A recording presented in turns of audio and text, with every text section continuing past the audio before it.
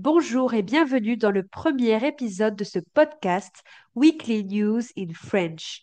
Chaque semaine, tu auras accès à un nouvel épisode du podcast pour découvrir les actualités de la semaine en français. Ce podcast est spécialement conçu pour les apprenants intermédiaires et avancés. C'est parti, on va commencer avec les actualités de la semaine dernière. 4 grands titres à annoncer. La France face au narcotrafic, la situation à Gaza, la menace nucléaire et l'économie mondiale. Tout d'abord, la France face au narcotrafic. La France est confrontée à un tsunami blanc de cocaïne marqué par une explosion de la consommation avec 3,7 millions de personnes qui ont déjà consommé. On remarque aussi une baisse continue du prix du gramme.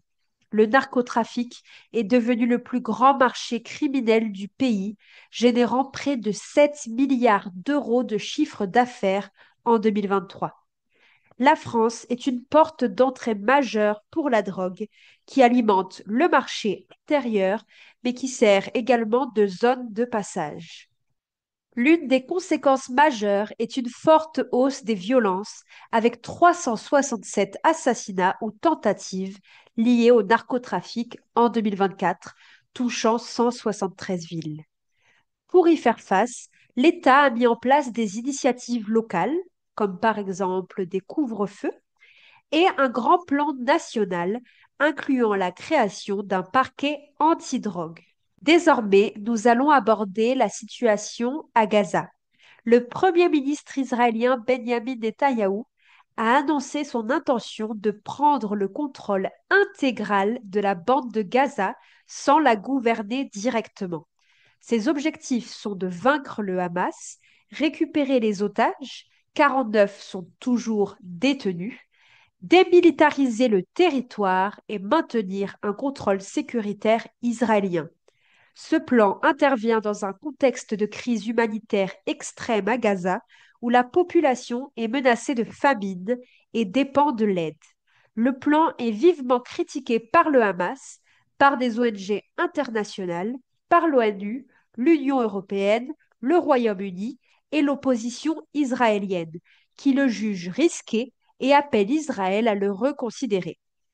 Des accusations de punition collective ou de génocide sont portées par certaines ONG et pays, ce qu'Israël rejette. La menace nucléaire.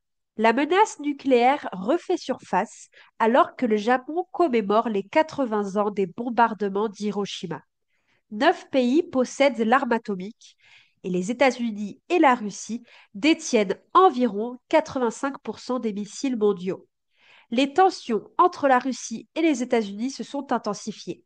Donald Trump a annoncé l'envoi de 2 sous-marins nucléaires suite à des propos de Dmitry Medvedev, excusez-moi pour la prononciation, ancien président russe, faisant allusion à une riposte nucléaire automatique. Cette stratégie de Trump est analysée par certains comme la théorie du fou, visant à pousser à la négociation, mais comporte des risques d'escalade. De son côté, la Russie a entamé la production en série d'un missile hypersonique capable de porter une charge nucléaire. Pour terminer, nous allons aborder l'économie mondiale et les taxes de Trump. Donald Trump a imposé de nouveaux droits de douane, atteignant un niveau inédit depuis près de 100 ans et marquant une rupture avec des décennies de libre-échange. Ces taxes, comme le taux de 15% pour l'Union européenne après négociation, visent à protéger l'industrie américaine, à favoriser la production aux États-Unis et à augmenter les recettes de l'État dans le cadre de la doctrine America First. Bien que perçues comme une victoire politique par Trump, ces mesures devraient entraîner une augmentation des dépenses pour les consommateurs américains et une accélération de l'inflation aux États-Unis. On se retrouve la semaine prochaine pour un nouvel épisode. À bientôt, merci beaucoup.